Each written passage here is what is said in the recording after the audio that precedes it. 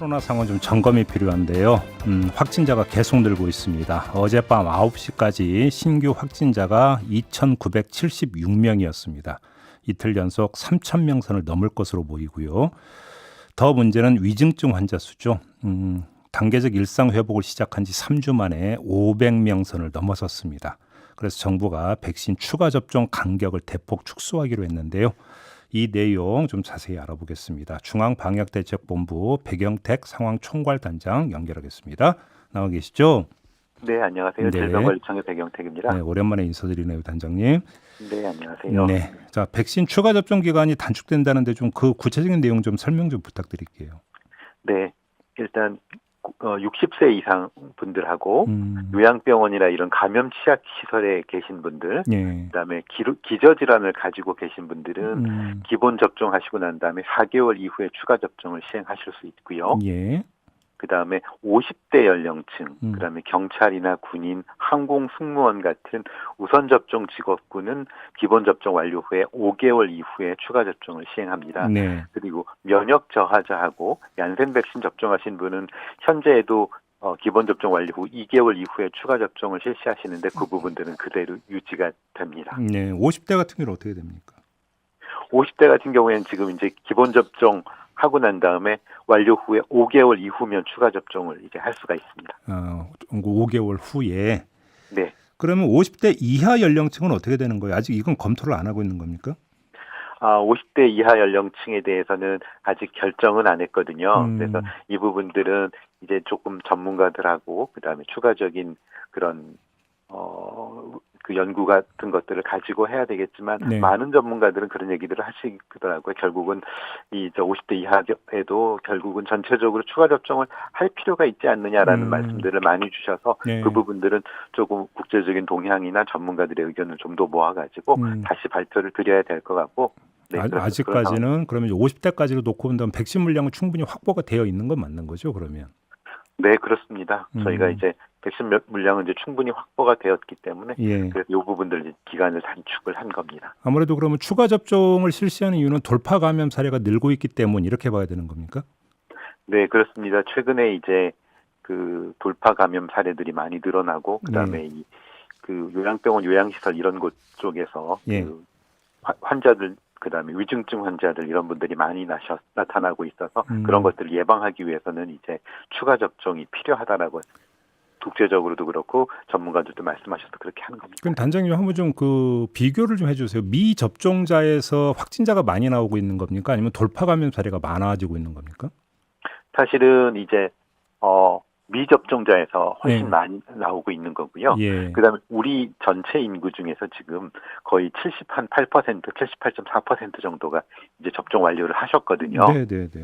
네, 그럼에도 불구하고 아직도 미접종자에서 더 많이 나오고 계시고, 그걸 비율로 봐도 당연히 그러면 이게 전체 인구의 75대, 그다음에 그 25 중에서 25쪽 접종하지 않으신 분들 쪽에서 더 발생한다는 걸 보면, 기본 접종 안 하신 분들은 빨리 접종을 하실 필요가 있을 것 같고 추가 접종을 하실 수 있는 분들은 빨리 하시는 게 본인을 위해서도 그렇고 주변을 위해서도 필요한 것 같습니다. 그러니까 결국은 추가 접종도 필요하긴 한데 미접종자를 어떻게든 설득을 해서 접종을 할 수 있도록 하는 게 더 급선무인 것 같은데요. 이 대책도 좀 세우고 있습니까?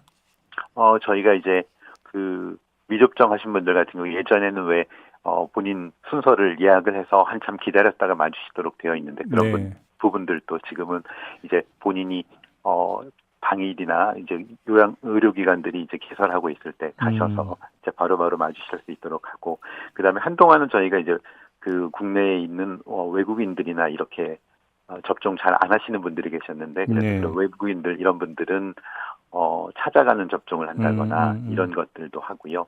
그 다음에 또 많은 분들이 우려하시는 뭐 이상 반응이나 이런 부분들에 대한 부분도 이상 반응에 대한 과학적인 근거를 바탕으로 이제 설명을 계속 드리고 있고, 그 다음에 그 부분들에 대한 그 설명이나 소통들을 계속 하고 있어서 그런 노력들을 지금 진행하고 있습니다. 알겠습니다. 이 방역 위험도 평가 기준도 어제 발표를 하셨던데 이게 어떤 내용이에요?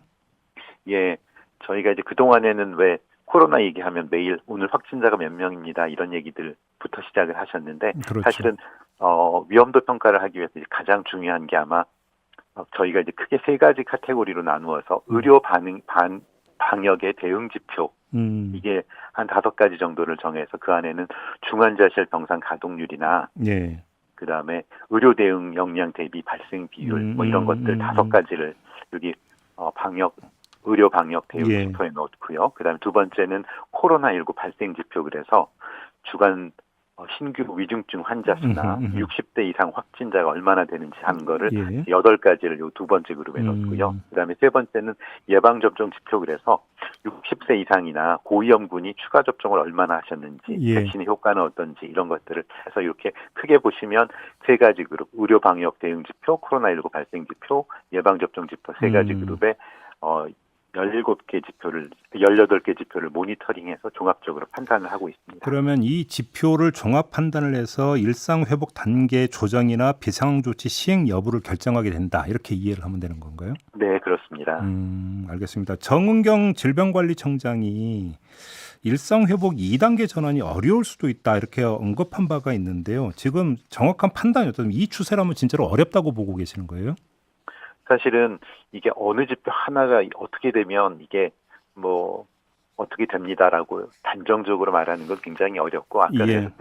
굉장히 여러 가지 것들을 종합적으로 판단을 해서 말씀을 드린다고 그랬고요. 네. 그래서 이제 의료 대응 지표라든가 여러 가지 것들을 종합적으로 판단을 할 수 있고 그다음에 질병청장이 말씀드렸던 것들은 사실은 여러 가지 가능성들을 놓고 볼 때 그럴 가능성도 있다라는 부분을 말씀드렸던 것이고 반드시 그렇게 된다는 것은 아니고 그래서 국민들께도 이제 그래서 추가 접종이라든가 기본적인 방역 수칙이라든가 이런 것들을 좀 더 지켜주십시오라는 차원에서 말씀을 드렸다고 이해를 해주시면 좋을 것 같습니다. 알겠습니다. 자, 오늘 말씀 여기까지 듣도록 하죠. 고맙습니다.